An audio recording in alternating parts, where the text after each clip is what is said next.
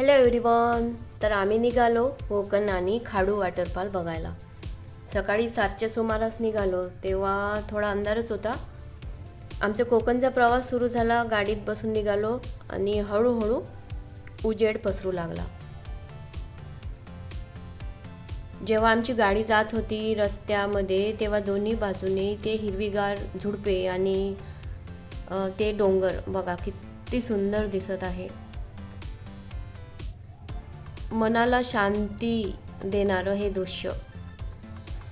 जीवनाच्या दगदगीच्या गडबडीमध्ये असं एखाद्या वेळ जर आपण बाहेर निघालो तर खूप छान वाटतं, शांती वाटतं जीवनामध्ये, खूप फ्रेश वाटतं. पण निघणंच होत नाही. तरी निघायला पाहिजे. वर्षातनं 2-3दा तरी अशा ठिकाणी जायला पाहिजे. हे बघा डोंगर किती सुंदर दिसत आहे रस्त्यावरनं.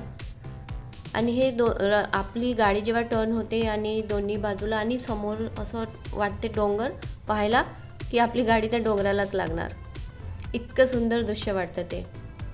आणि दोन्ही बाजूनी असलेले ते हिरवीगार झुडपं आणि तिथून दिसणारं ते डोंगर खूप सुंदर वाटतं.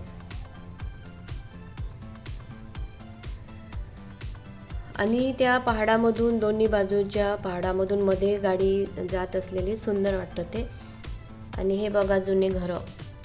आम्ही पण अशाच घरामध्ये राहत होतो लहान असताना. पण आता सगळीकडे नवीन घरं आले. तरी आहे कुठे कुठे असे घरं आहेत. आणि हे पायथ्याशी असल्यामुळे खूप सुंदर वाटत आहे. आणि हे पाणी तर पाहायला इतकं सुंदर वाटत आहे.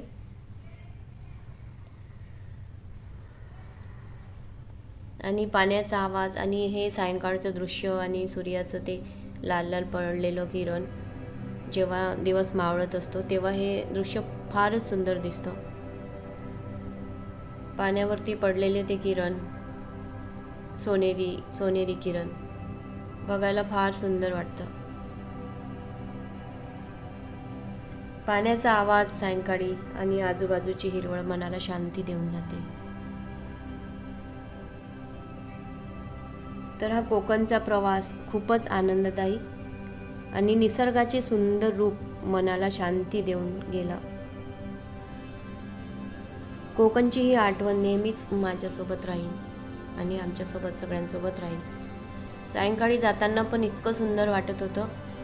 परत तेच गाडीतनं असं वाटत होतं की ते पहाडाला आकाश टेकलं आहे आणि तिथून काहीतरी मस्त असं धुवा निघत आहे. बघा किती सुंदर दिसत आहे. त्याच्यानंतर वापस आलो तेव्हा जेवणाचं काही टेन्शनच नव्हतं.